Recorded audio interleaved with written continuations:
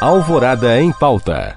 Algumas propostas de reforma tributária apresentadas em 2020 acabaram em segundo plano por causa da pandemia da Covid-19. Mas agora, com a chegada das vacinas contra a doença e o fim do recesso no Congresso Nacional, elas devem voltar a ser pautadas.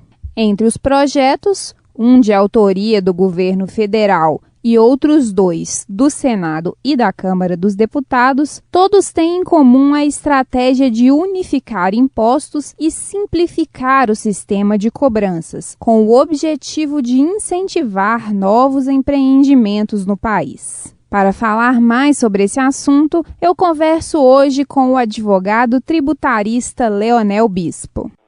Bom dia, Leonel. É um prazer recebê-lo aqui novamente no Alvorada em Pauta. Seja bem-vindo. Bom dia, é sempre um prazer estar com vocês, estou à disposição. Bom, Leonel, algumas propostas de reforma tributária foram apresentadas no ano passado, mas acabaram em segundo plano por causa dessa situação da pandemia, Mas com as vacinas e a volta dos trabalhos no Congresso, elas devem entrar na pauta aí de novo, O que essas propostas prevêem, assim, de um modo geral? Bem, é interessante realmente falar a respeito, porque esse começo de ano ele traz duas grandes novidades que podem impulsionar a reforma tributária. Uma delas é a mudança de comando tanto no Senado quanto na Câmara. Então, a depender de quais sejam as pessoas que assumirem o comando dessas casas, é provável que nós tenhamos um estímulo adicional para que a discussão avance. E o outro aspecto é a perspectiva de a vacina, de termos uma vacina em relação à pandemia. Isso estimula que os debates sejam retomados, que a economia também seja retomada, enfim. Então, isso gerou também um ambiente mais propício para que o assunto volte à pauta. E hoje nós temos três grandes propostas que foram apresentadas. Uma proposta foi apresentada pelo governo federal, uma proposta um pouco mais tímida, mais restrita, menos abrangente, e temos uma na Câmara e uma no Senado. As três estão paradas, aguardando, por assim dizer, ambiente político para que sejam reaquecidas, retomadas. E por que a discussão dessa reforma ou dessas propostas de reforma, por que essa discussão ela é tão importante, tendo em vista a situação econômica do país, que foi afetada pela situação da pandemia, mas que até antes disso já vinha numa situação um pouco complicada? A importância da reforma tributária está vinculada ao ambiente de negócios, porque no Brasil é muito comum as pessoas comentarem que para empreender, o empresário precisa lidar com o seu produto em si, com a concorrência e com as dificuldades criadas pelo governo.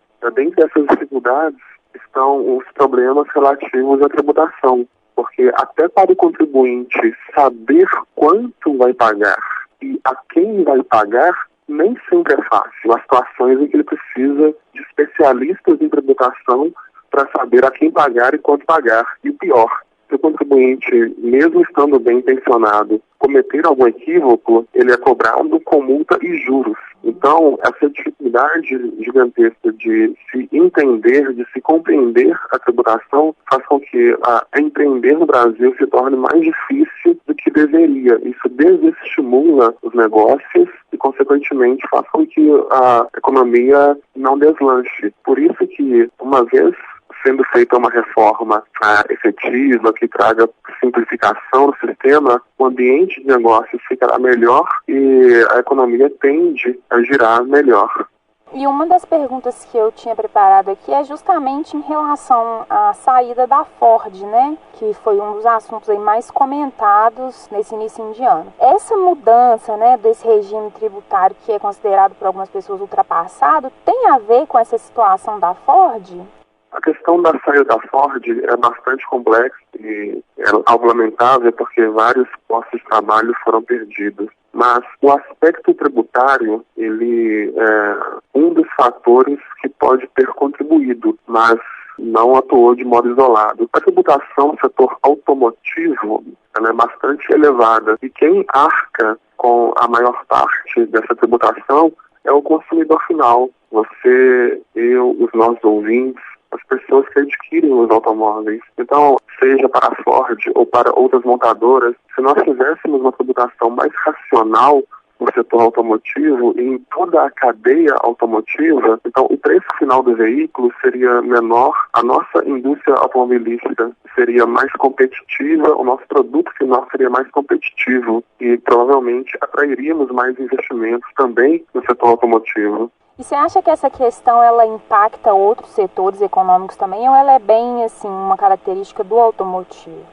Na verdade, o gargalo da tributação envolve o setor automotivo e todos os demais setores, porque independentemente do peso tributário, ou seja, do valor que se paga de tributo, nós temos uma dificuldade adicional que é justamente entender como e a quem pagar esse tributo. Então, essa complexidade totalmente irracional faz com que o sistema se torne um entrave para qualquer empreendedor. A simplificação é uma medida extremamente necessária para que o contribuinte, seja do setor automotivo ou não, ele não veja na tributação um empecilho. A tributação hoje ela é um empecilho porque é extremamente burocratizada, incongruente, complexa. Até para especialistas muitas vezes é difícil entendê-la. Então, imagine-se para o empresário. E a partir do instante que o sistema for simplificado, será possível para o empresário até mesmo fazer reinvestimentos. Porque hoje o empresário ele tem que dedicar valores significativos para pagamento de profissionais especialistas que vão lidar com tributação.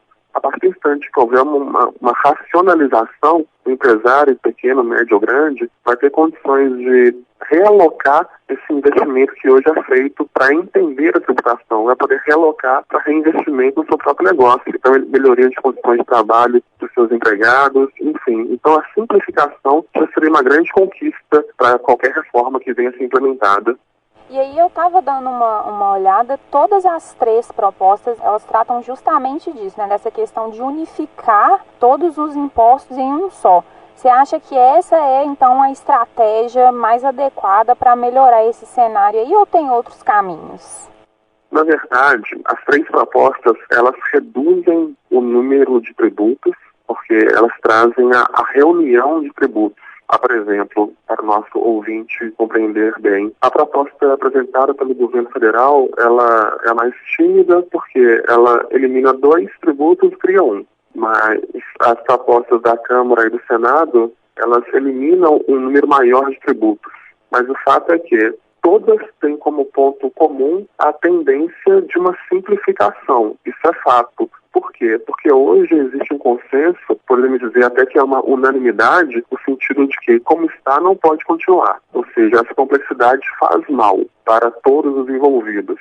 A questão é que a simplificação, ela não significa que vai haver uma redução da carga tributária, que seria algo também desejável. Pelo que nós temos estudado, nenhuma das propostas garante uma redução da carga tributária, mas as 3 caminham para uma simplificação do sistema tributário, o que já seria um ganho realmente.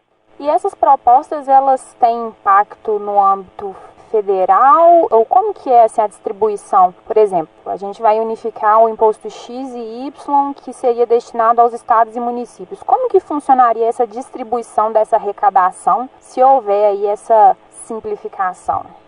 Essa pergunta é excelente, porque é uma dúvida bastante comum. A proposta do governo federal, ela trabalha apenas com tributação do governo federal, ou seja, tributação da União. Ela não envolve tributação dos estados nem dos municípios. Já as 2 propostas, a que está na Câmara e a que está no Senado, abrangem também tributação municipal e estadual. Então, essas propostas da Câmara e do Senado vão trabalhar tributo do Estado, do município e da União. São propostas bem mais abrangentes do que a proposta apresentada pelo governo federal. E essas propostas da Câmara e do Senado, elas trazem uma série de regrinhas para repasse aos estados e aos municípios de parcelas do bolo que seria arrecadado com esse novo tributo unificador.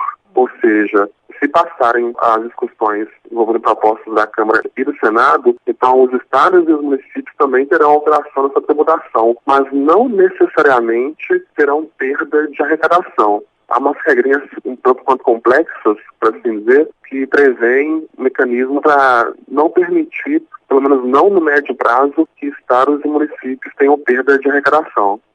Bom, Leonel, e aí já encaminhando por o fim, queria que você comentasse assim, se você acha que é possível ou viável a aprovação, né, e implantação, assim, entendo que é uma coisa que é um processo, né, que leva tempo, mas essa reforma tributária sozinha, sem uma reforma administrativa ou política, você acha que ela sozinha ela é suficiente para melhorar as coisas desse ponto de vista fiscal e econômico ou precisa dessas outras mudanças estruturais também? O ideal, o mundo ideal realmente é aquele em que nós teríamos a reforma tributária e também a reforma administrativa. E por que isso? Porque a reforma tributária, ela trata do dinheiro entrando nos cofres públicos, que é a ponta da arrecadação. E a reforma administrativa trata do dinheiro saindo dos cofres públicos, que trata do gasto. Então, se nós tratarmos a arrecadação, mas não tratarmos o gasto, se nós continuarmos gastando mal, como hoje acontece, a nossa conta nunca vai fechar. Nós sempre precisaremos de arrecadar mais e mais e mais para tapar os buracos da má gestão do dinheiro público. Ou seja, para que nós tivéssemos uma evolução como sociedade, como país, nós precisaríamos, de fato, de uma reforma tributária pertinente, adequada, bem construída e também uma reforma administrativa. Aí nós iríamos trabalhar tanto a ponta da arrecadação quanto a ponta do gasto. Mas você acha que diante do cenário que a gente vive hoje, assim, eu penso que é um pouco complicado, né? Fazer essas duas coisas ao mesmo tempo.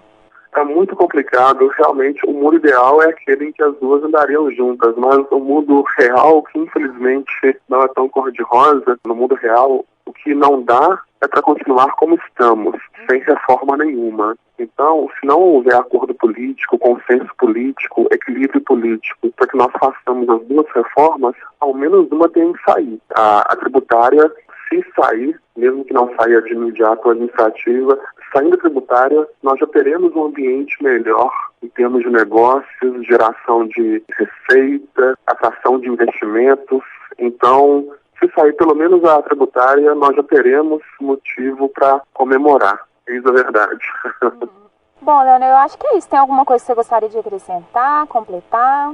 Eu gostaria de fazer um convite a quem nos ouve que acompanhe de perto esse assunto, porque a reforma tributária não é um assunto distante de quem nos ouve. Tanto o empresário quanto o cidadão precisam ter a consciência de que a tributação é algo que impacta diretamente no bolso de cada um de nós, impacta diretamente na geração, como eu disse, de negócios, impacta diretamente na condição que as empresas têm de remunerar os seus funcionários, de reinvestir em seus negócios, impacta também no orçamento das famílias, porque a tributação, ela pesa na hora do consumo de bens, serviços, alimentos, vestuário, enfim, também envolve imposto de renda, o IPTU, o IPVA, ou seja, a tributação é algo muito mais próximo de cada um de nós do que nós imaginamos. É importante que cada cidadão acompanhe aquilo que os parlamentares que foram eleitos estão fazendo a respeito e cobre via, por exemplo, redes sociais. A população tem que fazer essa pressão também para que os parlamentares e o governo percebam que cada um de nós é um vigia daquilo que está sendo feito, discutido a respeito do que cada um de nós vai pagar de tributos. Eu acho que até mais que um direito, isso acaba sendo um dever de todo mundo, né? Fiscalizar e acompanhar. Exatamente. É o exercício da cidadania, é isso mesmo, que envolve direitos e deveres. Bom, Leonel, é isso então. Queria agradecer mais uma vez. Eu agradeço muito, estou sempre aqui à disposição de você, dos ouvintes da Alvorada. É sempre um prazer falar a respeito. Obrigado. Hoje eu conversei com o advogado tributarista Leonel Bispo. Nós falamos um pouco sobre o cenário de otimismo decorrente da chegada de vacinas contra a Covid-19 e como isso pode influenciar a tramitação de propostas de reforma tributária no Congresso Nacional. Eu sou Ana Clara Moreira e este foi mais um Alvorada em Pauta.